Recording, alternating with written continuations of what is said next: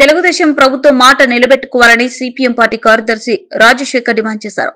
CPM party old committee ఆధ్వర్యంలో జోహరపురం 17, 18 వార్డులలో smart మీటర్లను రద్దు చేయాలని కోరుతూ సిపిఎం పార్టీ నాయకులు నాగరాజు అధ్యక్షతన కరపత్రాలు పంచి ప్రచారం చేస్తూ సెంటర్లో ఉపన్యాసించారు. ఈ కార్యక్రమానికి ముఖ్య అతిథులుగా సిపిఎం పార్టీ నగర కార్యదర్శి ఎం రాజశేఖర్, నగర కార్యవర్గ సభ్యులు ఎం విజయరామాంజనేయులు, సిపిఎం పార్టీ నాయకులు రమణ, సిపిఎం పార్టీ నాయకురాలు వేణమ్మ పాల్గొని మాట్లాడారు.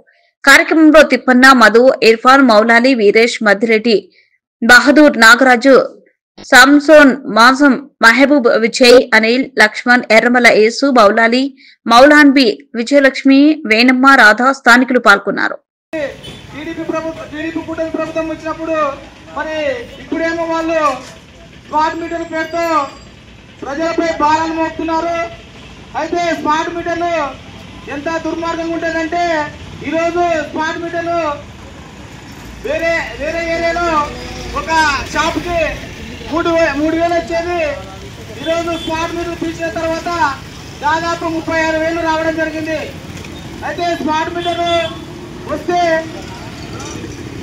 మామూలుగా మనం కరెంటు బిల్లు కట్టుకుంటే కరెంటు బిల్లు కడితే కరెంటు ఇచ్చేవాళ్ళు. ఇప్పుడు కరెంటు మనం సెల్ రీఛార్జ్ అయితే ఎంత ఉంటుందో అలాగే రీఛార్జ్ చేసుకోవాల్సి వస్తుంది. స్మార్ట్ మీటర్లు ఉంటేనే స్మార్ట్ మీటర్లు రీఛార్జ్ చేసుకుంటేనే కరెంట్ ఉంటుంది, లేదంటే కట్ చేసే ప్రయత్నం చేస్తారు. అందుకనే స్మార్ట్ మీటర్ల ఎంత దుర్మార్గమైన విధానం ఉంటుందో ప్రజలందరూ ఆలోచించాలని కోరుకుంటూ ఈ అవకాశం ఇచ్చినటువంటి అధ్యక్షుల వారికి ధన్యవాదాలు తెలుపుకుంటూ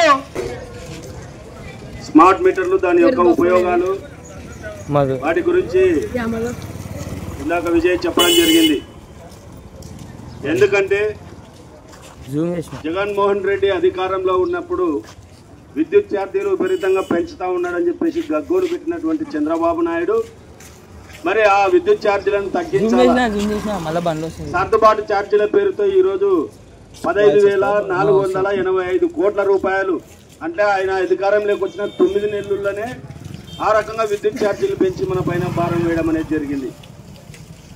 ఇప్పుడు స్మార్ట్ మీటర్లు మరి ఆ రోజు లోకేష్ ఏం చెప్పినాడు, స్మార్ట్ మీటర్లు మీ ఇళ్ళకు కానీ పంపు సెట్లకు కానీ షాపులకు కానీ పెట్టడానికి వస్తే ముందు వాటిని ధ్వంసం చేయండి, మీ వెనక మేము ఉంటామని చెప్పేసి చెప్పడం జరిగింది. మరి అంత బలంగా చెప్పినటువంటి లోకేష్ గారు ఈరోజు ఎక్కడ పోయినారు? వారినే ప్రభుత్వ అధికారుల పైన ఒత్తిడి తెస్తా ఉన్నాడు, మీరెందుకు స్మార్ట్ మీటర్లు త్వరలో చేస్తలేరు అని చెప్పేసి. కొంతమంది అధికారులను కాకినాడ జిల్లాలో సస్పెండ్ చేయడం కూడా జరిగింది. ఎందుకంటే ప్రజల ఒత్తిడికి వాళ్ళు తట్టుకలేక మేము వేయలేము అని చెప్పేసి చెప్తే ఎందుకు వేయరని చెప్పేసి ఆ రకంగా అధికారులను సస్పెండ్ చేసిన పరిస్థితి. మరి అధికారంలో ఉన్నప్పుడు ఒక మాట, అధికారంలో లేనప్పుడు ఒక మాట మాట్లాడే వీళ్ళు ప్రజలకు ఏ రకమైనటువంటి సేవ చేస్తారనేది మనం అర్థం చేసుకున్నాలా. అంతేకాదు షెకి సోలార్ ఎనర్జీ కార్పొరేషన్ ఆఫ్ ఇండియాతో ఒప్పందం చేసుకున్నప్పుడు అదాని కంపెనీకి నరేంద్ర మోడీ పట్టుబట్టి ఆ రకంగా అదాని కంపెనీతో ఒప్పందం చేసుకోవడం జరిగింది. ఎందుకే నరేంద్ర మోడీకి బినామీ అదాని. ఈ దేశం స్వాతంత్ర అనంతరం ఈ దేశ అభివృద్ధిలోనే పాలు పంచుకున్నటువంటి టాటా, బిర్లాలు వాళ్ళకి ఏ ఒక్కటి కూడా ఇచ్చే పరిస్థితి లేదు నరేంద్ర మోడీ. మరి అదానికి, అంబానీకే ఎందుకు ఇస్తా ఉన్నాడు? ఇదే మనం ఇక్కడ ఆలోచన చేయాలా. ఎందుకంటే 1990లో రిలయన్స్ కప్ జరిగినప్పుడు, క్రికెట్ పోటీలు జరిగినప్పుడు వీళ్ళు ఎక్కడ ఉన్నారో తెలియదు. అప్పుడు ఈయన మన్నమ్ముకొని బతికేవాడు అంబానీ. తర్వాత అదానిని ఆ తర్వాత తీసుకొని వచ్చినాడు నరేంద్ర మోడీ. వీళ్ళిద్దరికి తప్ప ఏ ఒప్పందం జరిగినా వీళ్ళిద్దరికి తప్ప ఇంకెవరికి ఇచ్చే పరిస్థితి లేదు. ఇప్పటికీ టాటా బిర్లాలు వాళ్ళ సంపాదనలో 50%, 50% ఈ దేశ అభివృద్ధికి ఖర్చు చేస్తూ ఉన్నారు. అటువంటి పారిశ్రామికవేత్తల్ని గాలికి వదిలేసి ఈరోజు అదాని జపం చేస్తూ నరేంద్ర మోడీ ఆయన కంపెనీ ఉంటా ఉంది. ఎందుకంటే మనం బాగా గమనించాలా, ఇక్కడ ఈరోజు సోలార్ విద్యుత్ మన కర్నూలు జిల్లాలోనే ఈ ప్రపంచంలోనే 2వది.